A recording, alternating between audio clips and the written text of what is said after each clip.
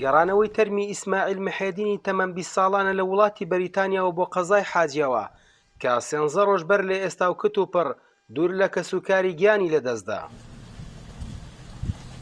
بە نیشاندانی چەند ڤیدۆ و وێنەیەکی پێش کۆچکردنی، ڕابەر سلێمانی ئامۆزای ئەو گەنجە دەڵێت ئامۆزاکان بەهۆی بێکاریەوە و بەناچاری ڕێگای کۆچکردنی بۆ هەندەران هەڵبژارد، بەڵام مەرگ ڕێگەی نەدا خەونەکانی بەدی بهێنێت و لە وڵاتی غەریبی گیانی لەدەستدا. کوڕی ئامۆزامە ماوەی 2 مانگان لە ڕێ بوو بۆ بەریتانیا ڕێوەک گەنجەکانی ئەو سنوورەی بۆ ئەوەی ژیانی خۆی و ئیش و کار و کاسبەتی نەبوو لێرە، وەڵای لە ڕێگای خزم و کەسوکار و خێرخواز و ئەوانە هاوکاریان کردین. تەرمەکەی سات حەوت گەیشتەوە حاجیەوەی، هەتا ئێستا ئەمە جەنازەمان هێناوە نزیکەی 14-15 ڕۆژەمە لێرە وەک ئەوەی بە خزم و کەس و کار و دۆست و هاوڕێوانە ئەمە لە ئەوەی داین لە تەعزیب داین هەتا و جەنازەمان گەیاندووە ئێرانی.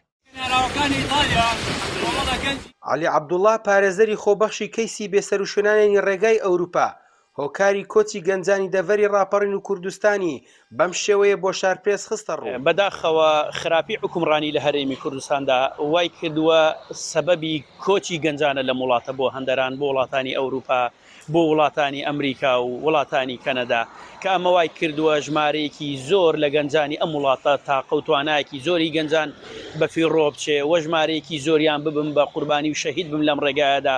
هەر بۆ نمونە ئەمڕۆ کە ئێمە قسە دەکەین گەنجێکی ئەم شارە هەندەران کە وەفاتی کردووە دەگەڕێنێتەوە بۆ هەرێمی کوردستان وە ڕۆژانە دەیان گەنجیتر و ئێمە وەکو پارێزەری ئەم دۆسیەی ڕێگەی ماشن فەڕەنسا بەریتانە کە ژمارەیەکی زۆر لە گەنجی شارەکەمان سنووری ئیداری ڕاپەڕینی و پارێزگاکانی هەرێمی کوردستان بوون بە قوربانی. ئەمە سەبەبی ئەوەیە کە خراپی حکومڕانی لە هەرێمی کوردستاندا ئەو ژمارە گەنجە سەفەرکەم بۆ وڵاتانی دەرەوە کە بۆ خۆی تاقەیەکی زۆری گەنجان دەچێت بۆ دەرەوە وە ژمارەیەکیشان دەبن بە قوربانی و تەرمەکانیان نادۆزرێتەوە یاخود تەرمەکانیان دێتەوە یاخود بە جۆرێک لە جۆرەکان قوربانی دەبن لەم ڕێگایەدا.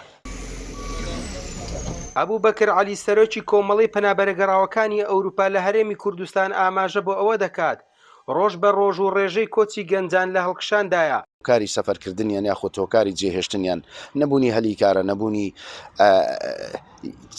سەروەرنەبوونی یاسایە لەم هەرێمەدا بۆی ئەوانە هەموو بوونە هۆکار و وای کردووە کە گەنج ئومێدی لەم نیشتیمانەدا نەمێنێ و سەر لە خۆڕادەستی قەدەرکە. ئیمساڵ لەم سنوورەکەی ئێمەدا کەیسی 6 بێسەر و شوێن هەیە بەداخەوە تا و کاتێک قسە لەگە بەڕێستان دەکەین بە کۆی گشتی لە هەرێمی کوردستان 30 کەیس هەیە بێسەر و شوێنەکەوانیش دۆسیەکانیان زیاتر ڕووی لە ئێمە.